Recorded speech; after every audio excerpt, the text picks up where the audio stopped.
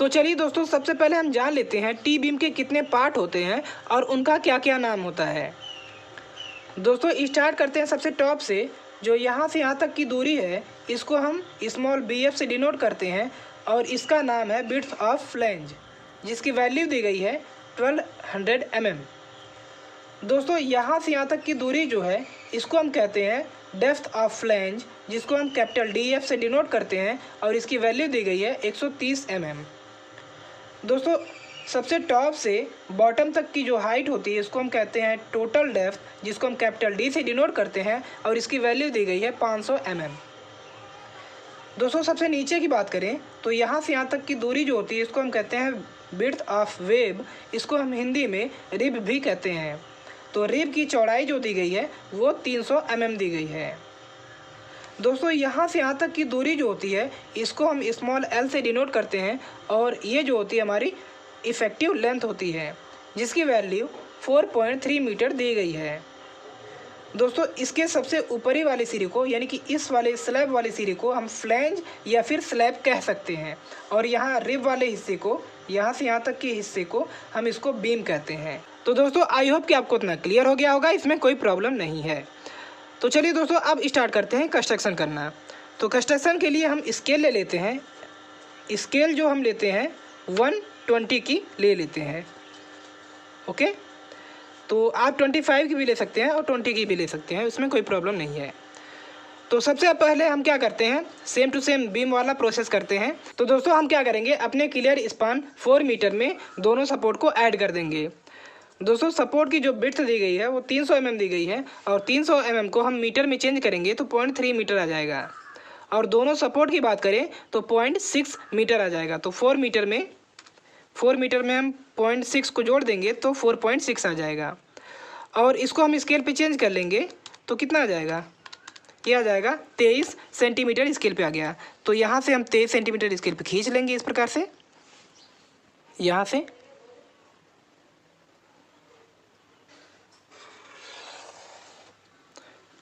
तो यहाँ से हमने इस प्रकार से स्केल पे खींच लिया।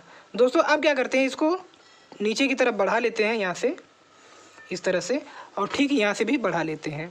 सेम टू सेम बीम वाला प्रोसेस करते हैं और आपने अगर बीम वाला प्रोसेस देखा होगा तो आपको ज़्यादा समझ में आएगा। दोस्तों अब यहाँ पे हमारी जो बियरिंग दी गई है वो 300 mm दी गई है। इसका मतलब ये है कि हमारा जो बियरिंग है यानी जो हमारी बीम है वो पूरा सपोर्ट पर चढ़ी हुई है।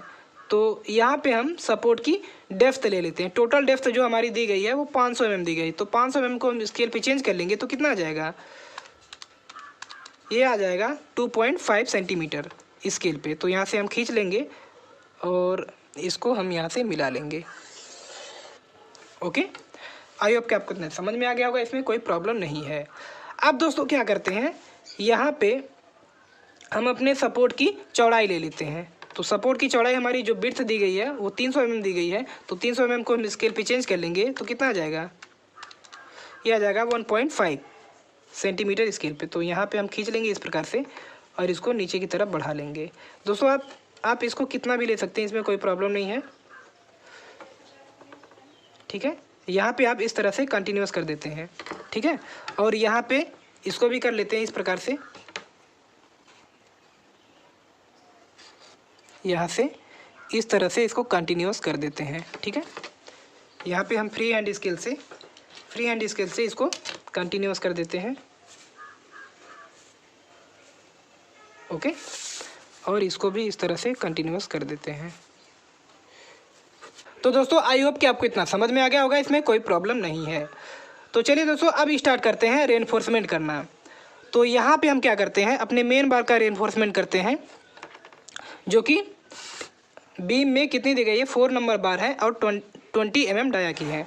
तो यहाँ पे हम सबसे पहले कवर ले लेते हैं। कवर हमारा दिया गया है 25 mm दिया गया है, इंड सिरे पर 40 mm का दिया गया है। तो 25 को सबसे पहले स्केल पे चेंज कर लेंगे तो कितना आ जाएगा, ये आ जाएगा लगभग 1 mm के आ गया। तो यहाँ पे हम 1 mm खींच लेंगे यहाँ से। ये नीचे की तरफ हमारी मेन बार रहेगी और ऊपर की तरफ हमारी एंकर्स बार रहेगी। तो यहाँ पे इंड सिरे पर 2 mm और नीचे की तरफ हम 1 mm का कवर ले लेंगे। ठीक है, तो यहाँ पे हमारा एक कवर आ गया। ठीक है, और ठीक यहाँ से भी हम इसको पॉइंट लगा लेते हैं और इसको हम एंकर्स बार को खींच लेते हैं। ठीक है, तो यहाँ पे हमने इस प्रकार से खींच लिया।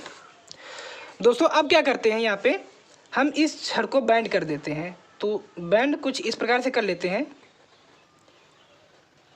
दोस्तों यहाँ पे इस प्रकार से आप मिला लेंगे और इसको ठीक इस प्रकार से इसको भी मिला लेंगे और यहाँ पे भी यही काम करते हैं। ओके, तो इसको भी हम यहाँ से इस तरह से मिला लेते हैं। ठीक है, तो यहाँ पे हमने इस प्रकार से इसको बैंड कर लिया। ठीक है, यहाँ पे दोस्तों इसको ज़्यादा लग रहा होगा, आप 2 mm मान लेंगे। यहाँ पे 2 mm और यहाँ पे भी 2 mm और ये हमारा 1 mm है। दोस्तों आपको ज़्यादा दिखाई दे इसलिए हमने इस कवर को ज़्यादा ले लिया है। ठीक है, तो यहाँ तक तो हमने रेनफोर्समेंट कर दिया नीचे मेन बार का और ऊपर एंकर बार का। दोस्तों एंकर बार हमारी जो कितनी दी गई है, 2 यहाँ पे 2 बार्स दी गई है और 14 mm डाया की है। दोस्तों स्लैब में या फिर आप कह सकते हैं फ्लैंज में हमारी जो बार प्रोवाइड की गई है वो यहाँ पे आप देख सकते हैं 4 बार्स है और 14 mm डाया की है। तो दोस्तों यहाँ पे हमारी जो फ्लैंज की मोटाई दी गई है आप देख सकते हैं, यहाँ पे फ्लैंज की मोटाई दी गई है वो 130 mm दी गई है। ठीक है, तो यहाँ पे हम 130 mm स्केल पे चेंज कर लेंगे तो कितना आ जाएगा, तो स्केल पे चेंज कर लेंगे तो यहाँ पे 0.65 आ रहा है, तो हम इसको 7 mm ले लेंगे। ठीक है, तो यहाँ पे हम ले लेंगे इस प्रकार से और यहाँ पे हम डॉटेड कर देंगे। ठीक है, इस प्रकार से डॉटेड कर देंगे। तो दोस्तों इस तरह से हमने अपनी फ्लैंज की मोटाई को डॉटेड कर लिया है। दोस्तों अब दिया गया है कि हमारी जो मेन बार है जो कि बीम में प्रोवाइड की गई है वो 4 बार है और 4 बार में से 2 बार जो है L/10 की डिस्टेंस पर कट कर दी गई हैं या समाप्त कर दी गई हैं। तो L/7 डिस्टेंस को यानी कि इफेक्टिव लेंथ से हम इसका मिड पॉइंट ले लेंगे तो कितना आ जाएगा, यहाँ पे हमारा मिड पॉइंट आ जाएगा और यहाँ से कहा जा रहा है कि L/10 के डिस्टेंस पर, तो L/10 को हम स्केल पे चेंज कर लेंगे तो कितना आ जाएगा, तो L हमारा कितना है ये दिया गया है 4.3 है। इसको हम 10 से डिवाइड कर देंगे तो इतना आ जाएगा 0.43 और इसको हम स्केल पे चेंज कर लेंगे तो ये 2.15 आ जाएगा। तो 2.15 की दूरी पर हमारी 2 बार जो है कट कर दी गई हैं। तो 2.15 यहाँ पे आ गया कुछ और यहाँ पे हम क्या करेंगे, कट करेंगे तो कुछ इस तरह से हम अपना बेंड कर लेंगे। तो ठीक यहाँ से भी यही कर लेंगे। ठीक है, और यहाँ पे ये हमारा मिड पॉइंट हो गया। ठीक है, जो बियरिंग का हमारा मिड पॉइंट होता है वही हमारा इफेक्टिव होता है। तो यहाँ से हम मेज़र कर लेंगे 2.15, तो यहाँ पे आ गया। ठीक है, तो यहाँ पे हमारी इस तरह से, चूँकि ये हमारी हॉरिजेंटली बार होती हैं इस तरह से दिखाई नहीं देगी और जो कट करके समाप्त कर देंगे या इस तरह से बेंड कर देंगे तो वही चीज़ दिखाई देगी केवल हमें। तो इसको हम डार्क कर लेते हैं इस तरह से। ठीक है, तो आई होप कि आपको इतना समझ में आ गया होगा, इसमें कोई प्रॉब्लम नहीं है। तो दोस्तों अब क्या करते हैं, हम अपने स्ट्रिप्स प्रोवाइड करते हैं। दोस्तों स्ट्रिप्स प्रोवाइड करने का हम अपना दूसरा मेथड यूज़ करेंगे। तो यहाँ से सबसे पहले हम पूरी बीम की लेंथ ले लेंगे। तो कितनी है, 23 सेंटीमीटर है। तो 23 सेंटीमीटर को हम 2 से डिवाइड कर देंगे तो 11.5 आ रहा है। तो 11.5 यहाँ पे आ जाएगा, यहाँ पे आ जाएगा हमारा मिड पॉइंट और यहाँ पे हम अपना एक स्ट्रिप्स प्रोवाइड कर देंगे यहाँ पे।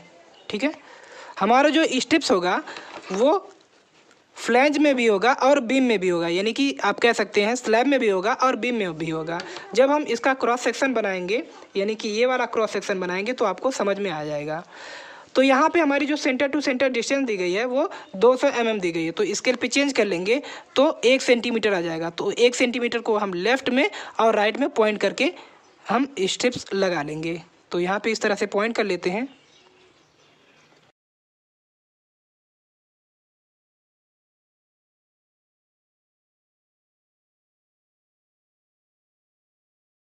तो दोस्तों यहाँ पे हमने अपने 1-1 सेंटीमीटर पे अपने स्ट्रिप्स प्रोवाइड कर दिए।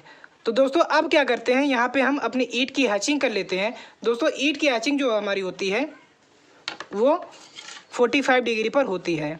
तो यहाँ से हम 45 डिग्री पर अपने ईंट की हैचिंग कर देते हैं कुछ इस प्रकार से।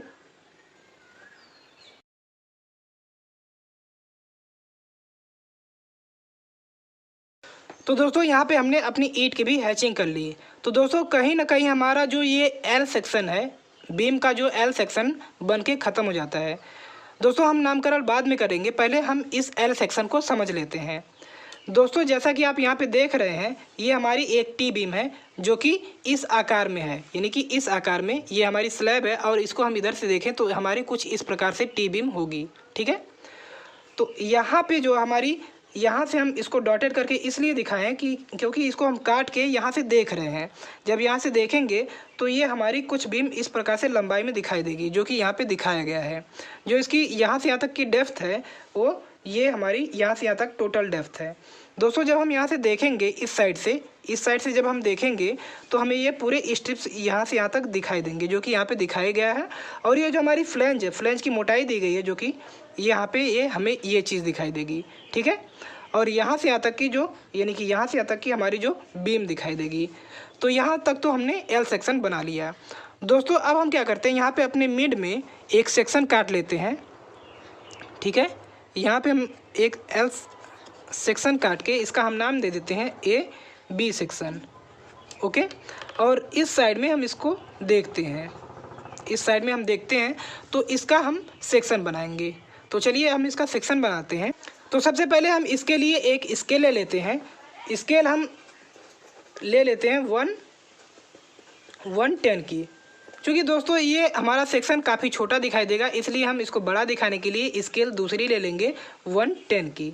ओके, तो इसके बाद हम क्या करेंगे, यहाँ पे हमारी जो यहाँ पे सेक्शन होगा, एक्चुअल में बात करें तो जब यहाँ पे हम सेक्शन करके इस साइड से देखेंगे तो ये हमारी कुछ टी इस प्रकार से दिखाई देगी।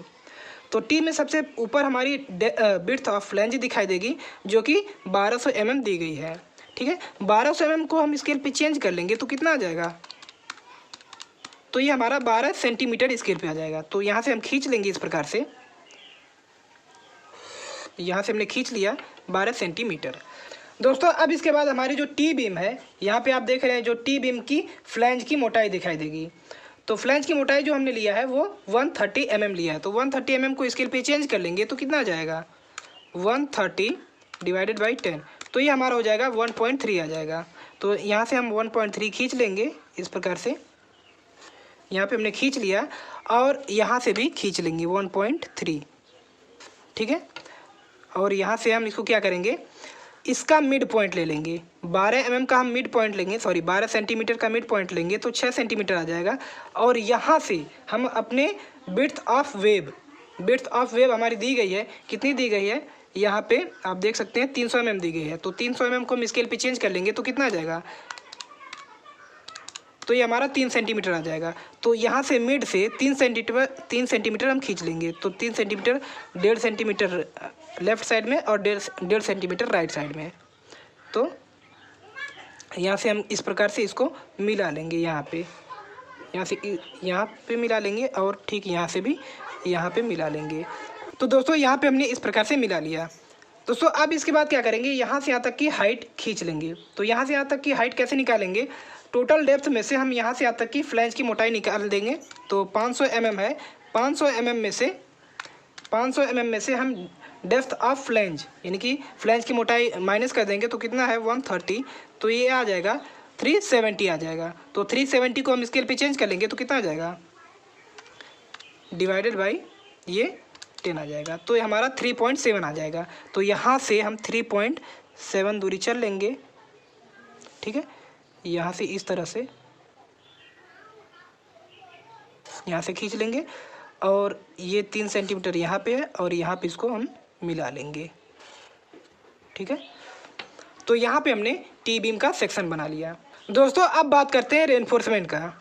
दोस्तों हमारे बीम में 2 लेग्स स्ट्रिप्स प्रोवाइड किए गए हैं, जो कि 8 mm डाया के और 2 mm centre to centre provide किए गए हैं। तो यहाँ पे सबसे पहले हम क्या करेंगे, कवर ले लेंगे। कवर जो हमारा दिया गया है 25 mm दिया गया है, और 25 mm को स्केल पे चेंज कर लेंगे तो कितना आ जाएगा, डिवाइडेड बाई 10। तो ये हमारा आ जाएगा 0.25, लगभग 3 mm के आ जाएगा। तो यहाँ से हम क्या करेंगे, 3 mm का कवर ले लेंगे। ठीक है, और यहाँ से भी कवर ले लेंगे 3 mm का। ठीक है, यहाँ पे ये हमारा कवर हो गया। ठीक है, तो यहाँ पे हमारा एक कवर हो गया। और कहा जा रहा है कि यहाँ पे यानी हमारे बीम में main reinforcement main bar in beam 4 numbers bar 20 mm dia की प्रोवाइड की गई है। ठीक है, तो यहाँ पे 4 बार्स हैं, तो यहाँ पे 4 बार हम इस प्रकार से दिखा देंगे। ठीक है, यहाँ पे हमारी जो 4 बार हैं इस तरह से दिख रही हैं दोस्तों। और कहा जा रहा है कि हमारे एंकर्स बार, जो हमारी एंकर्स बार हैं वो 2 बार्स हैं और 14 mm डाया की है। तो यहाँ पे हमारी एंकर्स बार हो जाएंगी जो कि इस छल्ले को यानी स्ट्रिप्स को संभाले रखती हैं और इन एंकर बार का बीम के स्ट्रेंथ में कोई भागीदारी नहीं होती है, कोई रोल नहीं होता इसका। तो दोस्तों यहाँ पे हमने छल्ले प्रोवाइड कर दिए और मेन बार और एंकर बार। तो अब बात करते हैं स्लैब के मेन बार का, यानी कि यहाँ पे हमारी जो स्लैब की मेन बार होती है इस तरह से, यानी कि इस तरह से जो गई होती है, और यहाँ पे जो डिस्ट्रीब्यूशन बार होती हैं। तो यहाँ पे सबसे पहले हम कवर ले लेंगे। यहाँ पे हमने कवर ले रखा ऑलरेडी 3 mm का, स्केल पे बात करें तो 3 mm का, और एक्चुअल में बात करें तो 25 mm का। तो यहाँ पे हमने इस प्रकार से खींच लिया और यहाँ पे कुछ इस प्रकार से बेंड कर देंगे। दोस्तों ये वाली बार हमें गिवन नहीं है, तो दोस्तों आप क्या करेंगे, अपने आप से इसको मान लेंगे, या फिर आपको अगर क्वेश्चन में दिया रहेगा तो फिर यहाँ से आपको खींच लेना है। ठीक है, और यहाँ पे हमें दी गई है, आप ये बार तो नहीं दी गई थी, और जो हमारी मेन बार है, मेन बार्स इन स्लैब या फिर फ्लैंज कह सकते हैं, 4 नंबर बार दी गई है और 14 mm डाया की है। तो सबसे पहले यहाँ पे आप कोने पे, इस कोने पे आप बार खींच लेंगे, बना लेंगे आप, और यहाँ पे एक बार बना लेंगे। अब इसके बाद चूँकि यहाँ पे आपको 2 बार्स प्रोवाइड होगी और यहाँ से यहाँ तक का हाफ ले लेंगे आप, यानी यहाँ पे आप हाफ यहाँ पे ले लेंगे, तो यहाँ पे आ गया, और एक बार यहाँ पे प्रोवाइड कर देंगे और इसका हाफ लेके यहाँ पे एक बार प्रोवाइड कर देंगे। तो एंकर बार के अलावा हमारी जो बार्स हैं, यानी स्लैब में जो बार्स हैं वो 4 बार हैं, यानी 1 2 3 और 4, यानी इस एंकर्स बार के अलावा। तो दोस्तों इस प्रकार से हमने रेनफोर्समेंट कर दिया किसमें, टी बीम के सेक्शन में, जो कि ए बी सेक्शन था हमारा। यहाँ से हम देख रहे हैं, चूँकि दोस्तों ये हमारी जो बार्स कट है वो यहाँ से दिखाई देगी। जब यहाँ से हम देखेंगे तो ये बार्स हमें दिखाई देगी, ये वाली कट वाली बार भी यहाँ पे दिखाई देगी। तो यहाँ पे हमने दिखा लिया है इस प्रकार से। तो दोस्तों यहाँ पे हमारा ये हो गया टी बीम का सेक्शन, जो कि हमने ए बी सेक्शन कर लिया। तो दोस्तों अब बात करते हैं इन्वर्टेड टी बीम की। दोस्तों इन्वर्टेड टी बीम जो होता है जस्ट टी बीम का उल्टा होता है। तो टी बीम का उल्टा अगर हम करेंगे तो कुछ इस प्रकार से होगा, जो हमारी बियरिंग होती है वो इस पे आती है। ठीक है, तो हम टी बीम का उल्टा सेक्शन करेंगे तो ये जो हमारा स्लैब होगा वो नीचे आ जाएगा। तो स्लैब की जो हमारी लंबाई दी गई है यानी विड्थ दी गई है वो 12 सेंटीमीटर है। तो 12 सेंटीमीटर को हम यहाँ पे खींच लेंगे, और यहाँ पे फ्लैंज की हमारी जो मोटाई दी गई है वो 130 mm दी गई है। तो 130 mm को हम स्केल पे चेंज कर लेंगे तो 1.3 आ जाएगा। तो यहाँ से हम यहाँ से भी खींच लेंगे और ठीक यहाँ से भी खींच लेंगे इस तरह से।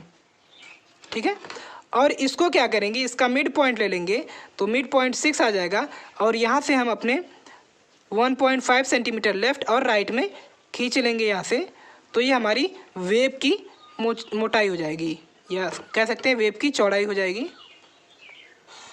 ठीक है, और यहाँ से यहाँ तक, इसके बाद हम क्या करेंगे, यहाँ से यहाँ तक की हाइट निकाल लेंगे। तो हाइट कितनी है, 500 में से हम 130 माइनस कर लेंगे तो 370 आ गया, और 370 को हम स्केल पे चेंज कर लेंगे तो कितना हो जाएगा, ये हो जाएगा 3.7 आ जाएगा। तो 3.7 को हम यहाँ से बढ़ा लेंगे यहाँ पे, और ठीक यहाँ से भी बढ़ा लेंगे। ठीक है, और यहाँ पे इसको मिला लेंगे इस प्रकार से। तो यहाँ पे हमने इन्वर्टेड टी बीम का सेक्शन कर लिया। दोस्तों अब यहाँ पे हम रेनफोर्समेंट करेंगे, जैसा यहाँ पे रेनफोर्समेंट है सीधा सीधा यहाँ पे भी होगा, जस्ट उल्टा हो जाएगा इसका। तो यहाँ पे हम कवर ले लेते हैं, कवर 3 mm ले लेंगे। तो 3 mm का हमने कवर ले लिया, यहाँ पे 3 mm का कवर ले लिया और यहाँ तक बढ़ा लिया। इसको हम इस तरह से कुछ बेंड कर देंगे और यहाँ से भी कुछ बेंड कर देंगे, और यहाँ पे अपना स्ट्रिप्स प्रोवाइड कर देते हैं। स्ट्रिप्स के लिए भी हम कवर कितना लेंगे, 3 mm का। तो 3 mm का कवर लेने के बाद यहाँ पे हम अपना मिला लेंगे इस प्रकार से, इसको मिला लेंगे और यहाँ पे भी मिला लेंगे इस प्रकार से, ठीक है। तो यहाँ पे हमने स्ट्रिप्स प्रोवाइड कर दिया और यहाँ पे जो हमारी बार्स है, जो मेन बार है, वो यहाँ पे प्रोवाइड की जाएंगी। तो यहाँ पे हम अपनी 4 बार प्रोवाइड कर देंगे, तो ये हो जाएगी कुछ इस तरह से, ठीक है। और यहाँ पे हमारी जो एंकर बार है वो प्रोवाइड कर देंगे, ठीक है। और यहाँ पे हुक लगा देंगे। तो यहाँ पे हमारे जो स्ट्रिप्स प्रोवाइड कर दिए गए और यहाँ पे हमारी मेन बार है और ये हमारी एंकर बार है। तो यहाँ पे अब हम क्या करते हैं, अपने स्लैब की जो हमारी हॉरिजेंटल बार्स हैं उनको प्रोवाइड करते हैं और इनका मिड पॉइंट ले लेते हैं और मिड पॉइंट लेने के बाद यहाँ पे हम बार प्रोवाइड कर देते हैं और यहाँ पे भी बार्स प्रोवाइड कर देते हैं। तो दोस्तों ये हमारा इन्वर्टेड टी बीम का ए बी सेक्शन हो गया। दोस्तों अगर इन्वर्टेड टी बीम का हम एल सेक्शन की बात करें, जो हमारी ये सेक्शन है, तो इसमें कुछ नहीं चेंज होने वाला है। बस हमारा ये जो हमारा डेप्थ ऑफ फ्लैंज है ये ऊपर ना होके नीचे हो जाएगा, क्योंकि ये हमारी जो फ्लैंज है वो नीचे है और जो हमारी बीम है वो ऊपर है। किसमें? इन्वर्टेड टी बीम में। तो बस यही बेसिक सा अंतर होता है। तो यहाँ पे कहीं ना कहीं हमारा टी बीम और इन्वर्टेड टी बीम बन के ख़त्म हो जाता है। दोस्तों अब हम बात करते हैं इसके नामकरण का। तो चलिए दोस्तों इसका हम नामकरण कर लेते हैं।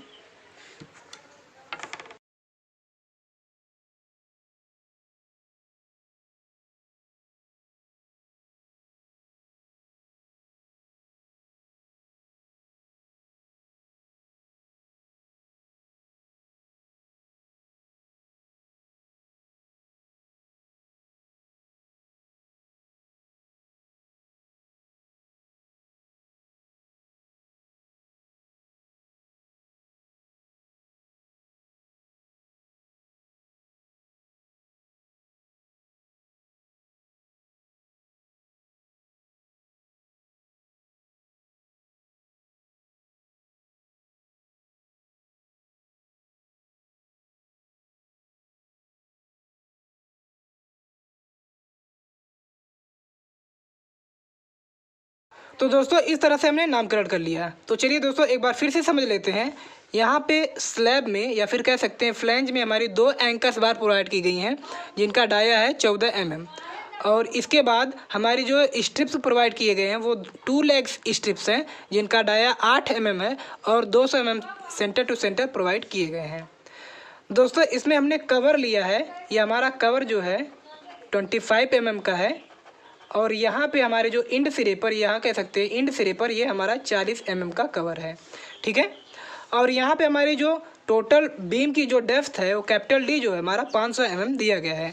और यहाँ पे हमारी जो मेन बार प्रोवाइड की गई है, यहाँ से यहाँ तक हमारी बीम है और यहाँ से यहाँ तक हमारा स्लैब है, ठीक है। और यहाँ पे हमने डॉटेड से इसलिए दिखा रखा है कि यहाँ से यहाँ तक हमारी फ्लैंज की मोटाई है और यहाँ से यहाँ तक हमारी बीम की मोटाई है, ठीक है। तो यहाँ पे हमारी जो मेन बार प्रोवाइड की गई है वो 4 नंबर बार है और 14 mm डाया की। दोस्तों यहाँ पे हमारी इफेक्टिव लेंथ से हमारी जो बियरिंग दी गई है वो 300 mm दी गई है। तो 300 mm का हम हाफ कर देंगे यानी कि 150 mm कर देंगे और यहाँ से L/10 यानी कि L/10 डिस्टेंस पर दोनों ओर हम क्या करेंगे, 2 बार्स को हम कट कर देंगे यानी कि 2 बार्स को यहीं पे समाप्त कर देंगे यानी यहाँ पे। तो जब हम सेक्शन में देखेंगे तो हमारी जो सभी बार्स एक लाइन में लगी रहेंगी तो हमारी जो बार कुछ उठी हुई दिखाई देगी। इस प्रकार से काट के इसको इस तरह से बेंड कर देते हैं।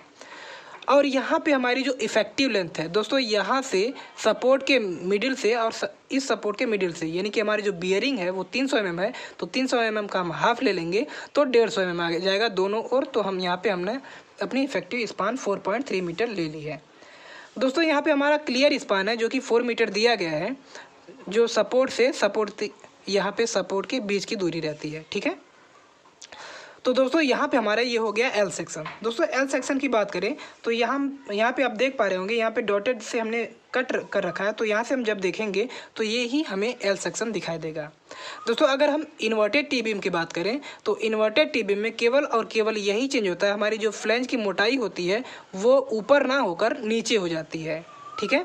और बाकी सेम चीज़ वही रहती है। जो हमारा बीम होता है वो ऊपर चला जाता है, ये हमारी फ्लैंज है ये नीचे चली जाएगी और ये हमारा बीम जो है ये ऊपर चला जाता है। तो यहाँ से इस तरह से हमने L section of T beam का कर लिया। दोस्तों अब बात करते हैं हम ए बी सेक्शन, यहाँ पे हम ए बी सेक्शन कर लेंगे और इस साइड में देख रहे हैं।